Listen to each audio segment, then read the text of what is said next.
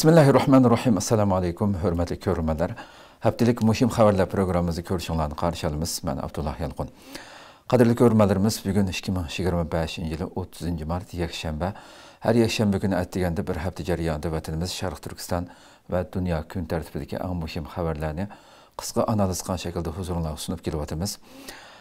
Bugün aldı bilən əlbəttə bütün dünyadakı əziz xalqımızın bu uluq mübarək ruzi heytini için qalbimizdən İstiqlal ailesi buluşubdumuz bilən təbrikləyimiz. Allah subhanahu wa ta'ala bu mübarək bir ay cərəyanda tutqan barlıq ruzlarınlarını, barlıq yaxşı əməllərinlarını qəbul qılsın deyə diləyimiz. Şundaqla qalbimizдің çonqur qatlamları da həqiqi şəkildə vətəndəki uruq tuqqallarımız bilən birlikdə o xuşal xoramlıqqa, heytinin xuşallıqıga həmdən bulub, həqiqi xoşallıqını his qılanmağan bolsaqmı, mühacirətdəki xalq buluşubdumuz bilən. Lakin Allah subhanahu wa ta'ala'nın hədiyyə qılıb, ata qılğan bu mübarək heytini qulumuzdan gələn barlıq işlər bilən ən gözəl şəkildə xoşal xoram ötküzüşə tirişimiz gərək. Şunu xoşallıqlarının ki, daim buluşuğa tiləkdaşımız qadirlik görürmələrimiz. Bundaqda aldı bilən bu həftədik xəbərlərimizin ki, mavzularına göz yürütüb ödəyli. Xitay xalqara cəmiyyətinin közünü boyashqa zor güc sərf qılmaqda. Amerika vazı xadimləri Trump kabineti üstüdən əriz sundi. Maşınlı İslam dinini Xitaycılaşdırış siyasətini qaytı təkidlədi. Xitay Şərq Türkistan'da yeni tipdəki energiya saqlaş bazasına aylandırmaqda. Trump Xitayның köplügən texnik şirkətlərini qara tizimlikə kirgizdi. Xitayның sanaat kirimi kütülməyən dərəcədə tövəllədi. Demək, bu həftədik xəbərlərimiz bunlardan ibarət. Qanundaqda birinci xəbərdən başlap görüb ötəyli. Xitay xalqara cəmiyyətinin közünü boyashqa zor güc sərf qılmaqda. Qadirli görülmələrimiz əlbəttə həmmizgə məlum bolğandək bu numussuz təcavüzçülər 40 qeyrindaşımızın Uyğurunu Xitayğa qaytırğandan keyin həm Xitayla ciddi şəkildə faydalanıbdı bunu təhdid təşviqat üçün özünün yalğan köz boyamçılığını ciddi şəkildə həmmiyədə tarqıtıb bunu faydalanıbdı. Həm bu faciə yüz bəgəndikini əlbəttə Tayland dairələri bütün xalqara cəmiyyətinin zor besimə uçuravatdı və Tayland dairələri payıftək bulub bir yerdə özünü aqlaş üçün, qılğan bu xatalıqını aqlaş üçün hazırlıq gələcək davamlaşıbdı. Dəmdə yalğan, hətta bizim vətənə berib gəldi günlük xəbərimizdə təfsili alətdə. Bədi qamdı. Hər ikisi cinayətini aqlaş üçün, özünün qılğan cinayətini aqlaş üçün tirişalıq göz tutdu. Bu müşünün cümləsindən bir Tayland muavin baş ministri və müdafiə ministri Phumtham Wechayachai, ədliyyə ministri Tavi Sotsong və bir qism hərbi əməldarlar ötən ayda Xitayğa tapşırıb verilən Uyğurların əhvalını gözləş üçün 18 martdan başlap 3 günlük ziyarət qıldı həmala məlum bolğandək.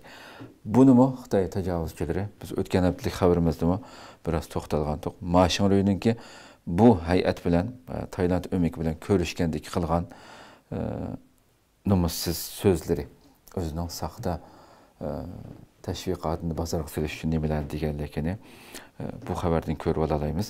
Maşınlı Tayland əməldarlarını kütüb elib 19 martda ziyarətçilərə nemə deyəndə Şərq Türkistanın növbətdəki vəziyyətini tarix, millət, din, iqtisad, cəmiyyət əhvalı qarıda əlaqədar bütünlə yalğan bayanlar bilən tunuşturdu. O sözü də numussuzlarca biz xalqның yaşaş hüquqi, tərəqqiyat hüququnu ən mühim əsaslı kişilik hüquq qılıb, Şinjandakı hər millət xalqının iqtisad, cəmiyyət, mədəniyyət və puxralıq hüququ həm siyasi hüquqdan toluq bəhrəman buluşunu qanun boyunca kapalətləndirib, puxralarının qanunluq hüquq mənbəətini bütün gücümüz bilən qoğduduq degan şəkildə yuqoridagi Maşınlıyınki iki tərəf görüşkən yığında bu səfsətlərini bildirildi.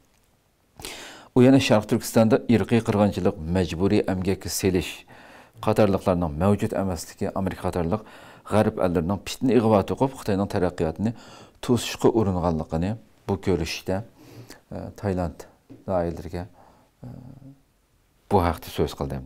Bu quruq gəpni, bu səfsətini bozorga soldi hamda Xitoy. Xabarda Pumtam Vichayachay Tayland bilan Xitoyning yaxshi qo'shni, yaxshi qarindosh do'stlardan ekanligi, bu qatimliq ziyoratda xalqning baxtli yashayotganligini ko'rganligi, Xitoyning Sharq Turkistonda boshqarish tajribalarini o'rnak qilishni umid qilganligini ma Pumtam Vichayachay bu darajada ahmoqlarcha bildirildi. Xuddi ilgirki qandaq Xitoy so'rab kelgan o'maklar, ziyorat o'maklari mayli islom dunyosidan bo'lsin, kelsa o'xshash gapni qildi. Voy, biz hayron qoldik Xitoyning bu yerdagi taraqqiyotlardan, bu yerdagi erkinlikdan. Quruq safsatni sotdi. O'xshash sotdi bularmam deb. Butunlay ikkisininki aslidillam uzun vaqtdan buyon ishbirlik qilib turib, birlashib turib, butun dunyoni, hatto Tayland xalqini, xalqarani qandaq oldiganligini butun dunyo ko'rdi. Biz qaytarmaymiz deb turib, xalqarani qandaq oldi etganligini.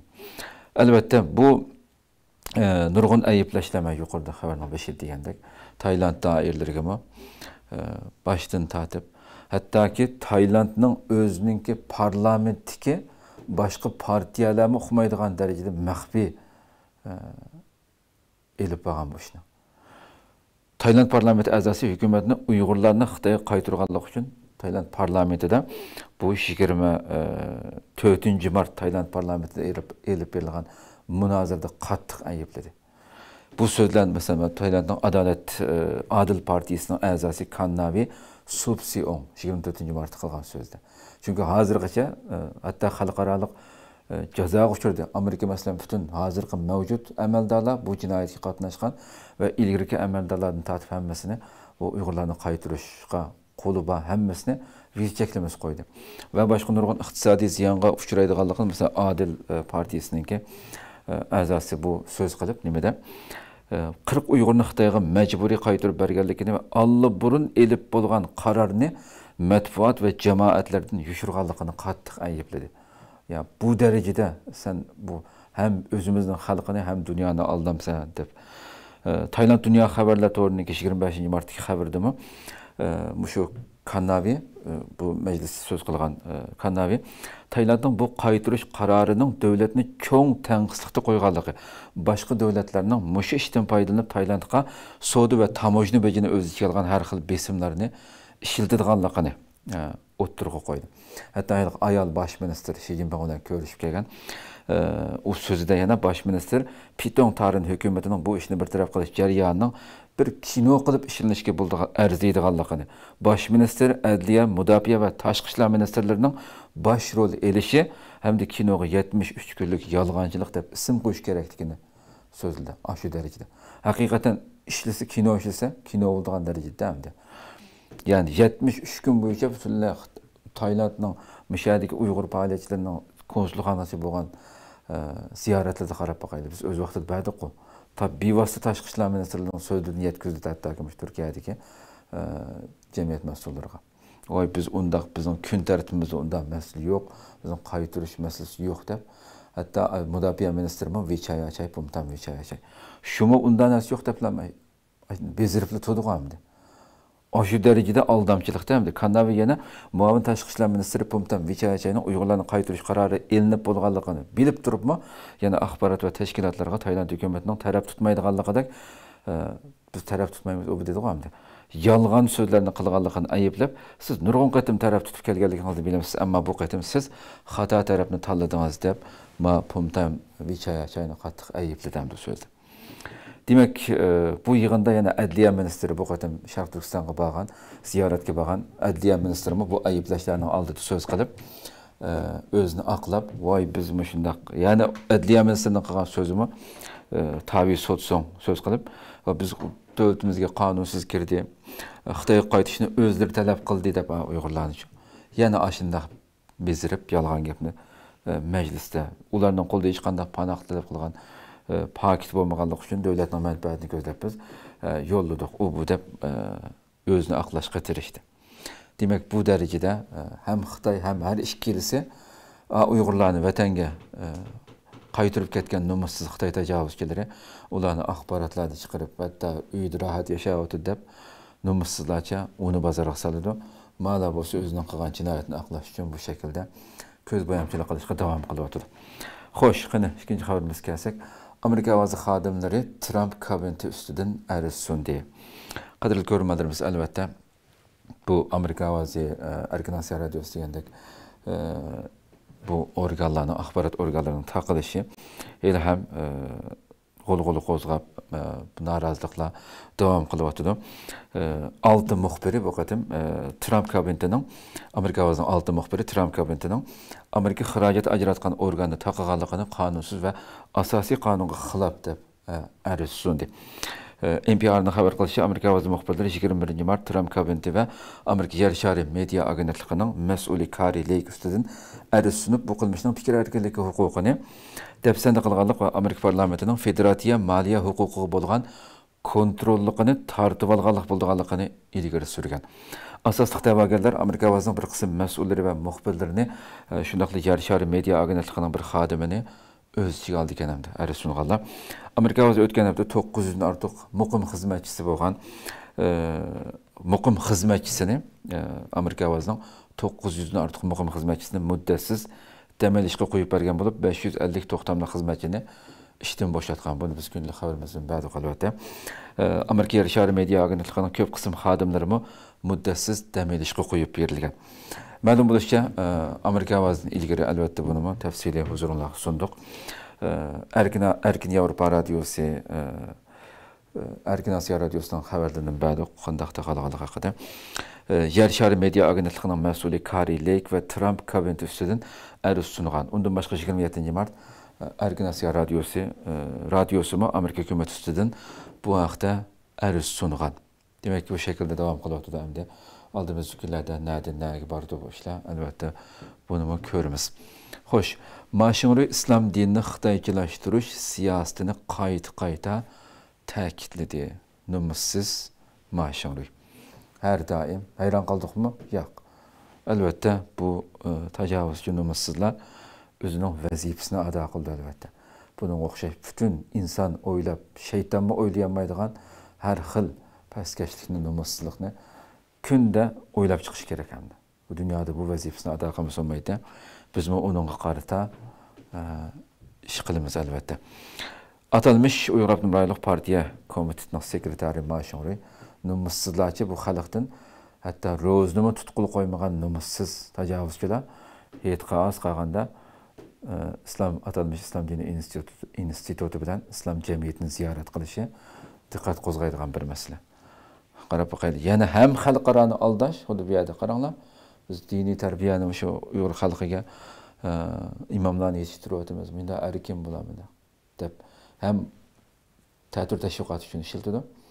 Ham numussizlarcha, ya'ni bu Uyg'ur xalqini, ya'ni qarab turib, ko'zining ichiga qarab turib, Uyg'ur xalqiga nima qilganlik bu amaliyotda, ya'ni masxira qilganlikda hamda dinimizga aloqador hech bir narsaga ruxsat qilmagan bir tajovuzchi numussizning yetqa yaqin bularni ziyorat qilishi, xalqning ko'ziga qarab turib Uyg'ur xalqining masxara qilganlikdan bir narsa, boshqa narsa emas bu. Tanrıtaq to'g'rida berildi bu xabar. Mashinuri tekshirish jarayonida islom diniga qarshi terror siyosatini ta'kidlab, yana o'xshash qarab boqaydi.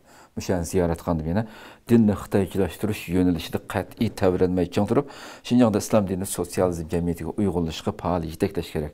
İdari siyosiy yetakchilikni kuchaytirib, diniy zotlar va diniy e'tiqod qilgan ommani sotsialistik yadroli qimmat qarashini yetildirib, amalda ko'rsatib vatanni, Junxo millatini, Junxo madaniyatini, Xitoy Kompartiyasini sotsializmni qalbdan e'tirof qilishni uzluksiz kuchaytirib, Junxo millati o'rtaq gavdasini mustahkamlashga yetaklash kerak.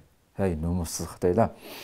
Bularni qilgan inson amaliyotda o islom doirasidan chiqib ketgan bo'ldi yani. Sen bunu numussizlarcha atalmış ma'noga o'xshash Xitoyga setilgan mal'ullarning yuziga deyalaydi. Mal'ullarmi? Shunda raqib Timurniyazga o'xshash bir inson chiqib, yani numussiz, men agarda sen degan bu narsaning birini qilsam, men islomdan iborat bir kiyimni sevitib, men do'ppamni yoki soqolimni qirib tashlab o'tib, sana o'xshash necha bo'lishim kerak deyilish kerakdi. Bularning har qanday birini qilgan inson amaliyotda o'zini islomga tava deyamaydi. Mushundoq darajada normal odatdagi xalq emas, diniga vakillik qilib atalmış qo'yib qo'ygan qo'rchoq Dini zatlarımı, müşümel Allah'ımı hicib türlü qarab qana çırayğa. Şümel Allah'ın hemmesi dünya ve ahireti hesap vermez mi? Elbette hesap verdi buna. Acayip verdi hem beğendim. Qarab qayl. Normal dini seviyesi var insan bularni eğer de itiraf kılıp bularni dep qalsa İslam dairesi turalishi mumkinmi yani? Mana shuni yana xalqaro jamiyatning ko'zini bo'yash uchun qoldirib qo'yilgan atalmish Şinjan islom dini jamiyatini mi ziyorat qilib, bu yerdagi qo'rchoq amaldorlar ko'rishganda nima deydi? Diniy e'tiqod qilgan ammoga partiyaning din siyosiy qonun nizom tashviq tarbiyasini yanada kuchaytirish kerak deb har doim quruq safsatlarni bu yerda jar soldi. Demak, ham irqiy qirg'inchilik xalqimiz bu nejislarninki bütün bastırışlarını baştan keçiriyordu. Ve numussuzlarca en medeniyetsiz məxluqlar Uyghur xalqıga medeniyet öğütümüz, medeniyet bilen uzuqlandırmamız diyen səbsətini setiyordu.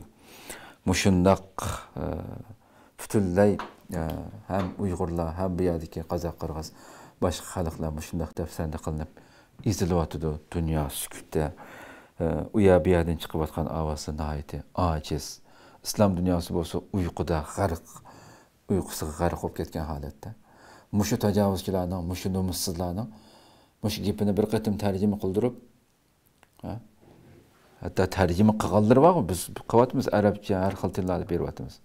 To'xtabdi ma musulmonlar, ya ma maxluq, ma tajovuzga tilga olgan bu so'zlarni bir musulmonning ig'izga elishi mumkinmi deb bir ovoz chiqardigan ya yo'q. Demek bu şekilde hemmesi bularning hemmesi ispat qilib saqlanib albatta. Bunun her birisi hem dünya hem ahirette ularning ziyniga, sukut turg'uvchilarning ziyniga bo'ladiganligida shak yo'q. Xo'sh, yana bir xabarimiz kelsak, Xitoy Sharq Turkistonni yangi tipdagi energiya saqlash bazasiga aylantirmoqda. Qadrli ko'rmalarimiz, albatta bu numussiz tajovuzchilar her hafta degidek vatanimizden çıkıvatkan her xil baylıqlarını talan taraj qıvatqanlığını, qandaq paydalanıvatqanlığını, qandaq öz xalqı üçün, yani Xitaylar üçün qandaq bulan-talan qılıp bütün baylıqımızdan en çoğun şekilde paydalanıvatqanlığını biz anlap duruvatımız, körüp duruvatımız. Muşuncu vala baylık, muşuncu vala haddi hesapsız baylıqlarının hiçbirinden xalqimiz paydalanmay vatanimizning ni yerlarda taqa eng ibtidai şekilde yaşayotgan xalqimiz var. Bichara shunday namrat qoldirilgan. Bu numussizlar bo'lsa har xil fan texnikani ishlatib turib, masalan, qarab qo'ydi bu xabarda. Xitoyning shu bu yil 2-oyning oxirigacha Sharq Turkistonda qurilgan yangi tipdagi energiya saqlash elektr stansiyasi 200'den aşkan. Umumi generatorlar ko'lamining sig'imchanligi 9.777.000 kilovat, 32.663.000 kilovat soatga yetgan. Ayrım şekilde. Xabarda 2024 yılı Sharq Turkistonning bütün yildagi yangi tipdagi energiya saqlash miqdorining 2023 yildagidan 139% oshganligi, 2025 yilning oxirida yangi tipdagi energiya saqlashda to'rlashtirilgan ko'lam sig'imchanligining 20 milyon kilovatdan aşırıganlığı bildirilgan. Xabarda yana Sharq Turkistonning 2024 yillik yangi tipdagi energiya saqlash turi tizimligida tömür fosfatlik, litiy, natriy ionlik batareya, hidrogen saqlash, issiqlik saqlash qatorliq ko'p xil turlarni o'z ichiga olgan 41 turlik yangi tipdagi energiya saqlash turi borligi tilga olingan. Şunun bilan birga Xitoy Sharq Turkistonda energiya boyligi bexatarligi kapolatlik qilishni alohida ta'kidlayotdi hozir. Bu boylikning bexatarligiga kapolatlik qilishimiz kerak. Atalmış Uyghur Abnum Rayonluq Partiya Komiteti Maliya İqtisad Komiteti 25 mart yig'ini açıb Xitoyning energiya bexatarligi va ochiqishliq qezilma boyliq bexatarligiga kapolatlik qilish haqidagi xizmatlarini muzokara qilgan. Buni qaysi shaklda texnik kuchaytirib boshlandi. Maşonlu yığında Sharq Turkistonning neft, tabiiy gaz, kömür ve başqa qezilma boyliqlarining Xitoy iqtisodi uchun muhimligini ta'kidlagan. O'ylab qarang. Eng diqqat qilgan nuqta. Yani Xitoyni bugun Xitoy qilgan, dunyoga ho'kirtayotgan, terisiga patqizmayotgan narsa vatanimizdan chiqayotgan haddi hisobsiz boyliq. Shunga deydi Xitoy. Xitoy iqtisodi uchun intayin muhim bir yerda chiqayotgan boyliqlar. Deb buni bütün çaparmalarga, bütün tajovuzchilarga buni deyotdim. Her daim bunu izlab turib, 24 saat her tarafdan bulantadan qilyotgan. Kan izlash, nuqtaliq energiya va strategik qazilma boyliqlarini chorlab tekshirishda bosish hosil qilish kerakligini deyotdim. Hozir shunda har ikki kundagidek chiqayotgan boyliqlarga to'ymay, yana bütün yo'llarni bosish xarakterlik o'zgarish qilishimiz kerak. Bu bulantalarda. Shundaqla energiya boyligi bexatarligi kapolatli qilish kerakligi haqida jar solgan. Ah, güzel vatanim. Mushu numussiz tajovuzchilarningki kech kunduz bulayotgan mushu boyliq kan deyarli hech qandaq bir buni to'salg'iga uchiradigan bir ishning bo'lmasligi insonni tushuntirmamdi. O'ylab qo'ying. Xitoy Sharq Turkistonning asli egilari bo'lgan Uyg'urlar boshliq turkiy xalqlarga irqiy qirg'inchilik yurgizish bilan birga Sharq Turkistondagi turli tabiiy boyliqlarni, energiya zapasini ilg'or texnika va zo'r mablag' bilan bulantadan qilmoqda. Davomli chorlab tekshirmoqda. Bu g'oyat zo'r boyliqlar Xitoyning aslayotgan iqtisodiy va har qaysi Xitoy o'lkalaridagi energiya krizislarini hal qilishda ochiqlik rol o'ynaganligi uchun Xitoy energiya bexatarligi kapolatli qilishni nuqtali xizmat sifatida ta'kidlab kelyapti. O'ylab qo'ying. Biz pat-pat degidek huzuringizga sunamiz bu Balochiston'dagi masalalarni. Pokiston bilan Xitoy birlashib turib, Balochiston'dagi aşık Baloch milletining zaminidagi u yerda bu yerdagi kan ya bu ishlarni ochishga Pokiston bilan birlashib Xitoy tajovuzchilari qilganligi uchun o'ylab qo'ying. Yillardan buyon shu Baloch milleti chaqida mening zaminimdagi boyliqlarimga çekilanmaysa bundaq deb Xitoyning nurg'un injenerlarini jarchi ishlatdi. Bizning vatan shu. Ya u yerda davomli ish chiqib turdi. Ammo ma bechora vatan ya munbat kan ketgan bu tuproqning ichida bu tajovuzchilarning kech kunduz vatanimizdan bulantadan qilayotgan, talon-taroj qilayotgan bu boyliqlarning oldin to'sib qoldigan bir harakatning bo'lmaganligi, dunyoga buni oshkorlanmaganligi, xotirjam holda shunda harakat bo'lmasimi? Muşning bexatarligini kapolatga ega qilishimiz kerak. Biroz hujum qilib qolmasin. Mushu cho'qim mushni har tarafdan qo'g'dab turib, mushu hech qanday uzib qo'ymay turib bulantadan qilishimiz kerak buni deyapti Xitoy. Taq bo'lmay turib, agar Balochistonga o'xshab u yerda Xitoyning mushu bizning vatanimizni talon-taroj qilayotgan narsaga uning oldin to'sdigan, uni peshkalga uchirtirgan ishlar bo'lib turgan bo'lsa qanday bo'ladi? O'ylab qo'ying. Xo'sh, yana bir xabarimiz kelsak, Trump Xitoyning ko'plagan texnik shirkatlarini qora tizimlikka kirgizdi. Albatta bu jazolimi davomli holatda ish ma'noda Xitoyga bo'lgan har turli jazolar. Trump hukumati Xitoyga qatlagan savdo qora tizimligini kengaytirib, Xitoyning sun'iy aql ilg'or hisoblash, harbiy texnika qatorliq sohalardagi taraqqiyotini cheklash uchun ko'p qismi Xitoyning bo'lgan 80 shirkat va organni embargo tizimligiga kirgizdi. 54 Xitoy şirketi bunun içinde. New York vaqti gazetinin 26 martdagi xabarda berildi bu xabar.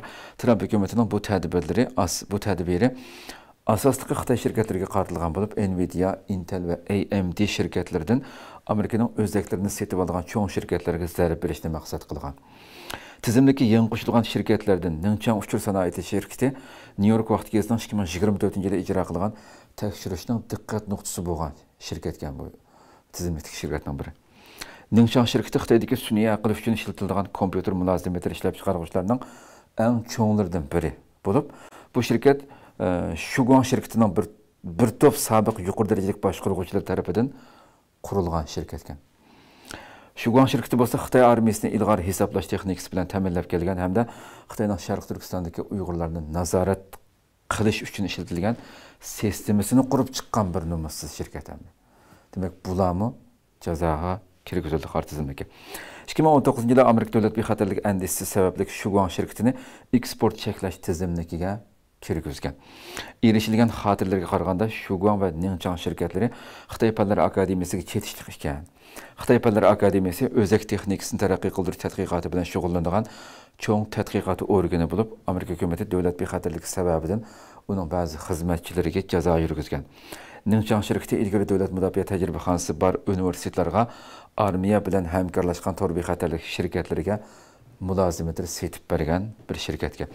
Mutaxassislar bo'lsa bu qatimqi jazo masalasida ifoda bildirib, odatiy jazo tizimidagi shirkatlarning rasmiy ismi va adresiga asosan ijro qilingancha shirkatlar turli usullar bilan jazo tadbiridan osonlik qechib qutula oladiganligini tilga olgan. Chunki bu yuqori tilga olingan shirkatlar Amerikaning ta 2019-yili masalan jazo tizimiga kirgizilgan şirketinin qatarında Şugan şirketi 2019-yıl jazo tizimiga kirgizilgan bo'lsa-mu, nima chiqqan desam, har xil yo'llar bilan Amerikaning shu muhim o'zliklariga erishishni davom qilganligi nurg'un boshqa xabarlardan chiqdi. Demak, bu har xil yo'llardan foydalanib yoki boshqa chet el shirkatlari orqali buningga erishishni davom qilganligi uchun bu qatimmi bu tizimdagi texnik kengaytgan shaklda jazo yurgizilgan. Xo'sh, yana bir xabarimiz kelsak, Xitoyning sanoat kirimi kutilmagan darajada tövalladi. Janubiy Xitoy Sahar pochtasining 27-martda berilgan xabari bu. Xitoy davlatlik statistika idorasining sonliq ma'lumotlariga asoslanganda 2025-yilning boshlarida Xitoy sanoat korxonalarining kirimi o'tgan yilning o'xshash mezgil bilan solishtirganda 0,3% tövallagan. Bu tövallash 12-oydagi qisqa muddatlik foyda asliga kelgandan keyin yuz bergan bo'lib, Bloomberg iqtisodshunoslarining 1-2 oylardagi 9% o'sish mo'ljarining aksicha bo'lganligi tilga olingan. Korxona foydasining tövallashi Xitoy iqtisodining asliga kelish mumkinchiligining tövelliki haqidagi andishiga sabab bo'lgan. Iqtisodning asliga kelishi tijoratchilarning savdo ishonchi va mablag' selishni oshirish uchun muhim masala hisoblanadigan albatta. Ammo bu sug'uchilashgan. Buningdan sirt Amerikaning boj o'stirish tadbirlari Xitoyning eksportiga salbiy ta'sir ko'rsatayotganligini biz bilamiz. Xitoy buni albatta yepish uchun uning qarshi jazo berdim deb ko'kamini qilib uni chiqib men o'xshash jazo beryapman, uni qilman, buni qilman deb yinik ko'rsatishga tirishyapti. Ammo lekin albatta g'oyat zo'r Xitoyning iqtisodiga, Xitoyning o'sishiga ta'sir ko'rsatayotganligini biz bilamiz. Davomlashayotgan pul paxalligi besimi ham shundaqla va Amerikaning savdo urushining salbiy ta'siri Xitoy korxonalarining iqtisodiy muhitini texmi murakkablashtirayotgan. Analizchilar bu şekilde o'tirib qo'yadi. Demak, qadrli ko'ruvchilarimiz, bu haftadagi xabarlarimiz bulardan iborat. Undaqda şeyde xabarimizni bu hafta oxirlashtirsak, Allah subhanahu va taala tekrar aytganlarni tabriklaymiz. Bu muborak yilni ham xushallik o'tkazishni nasib qilsin hammalarga. İnşallah Allah ömür verse, yana o'xshashlar kundalik xabarimizda hafta oxirida haftalik xabarimizni ko'rishguncha aman bo'linglar. Assalomu alaykum va rahmatullohi taala va barakatuh.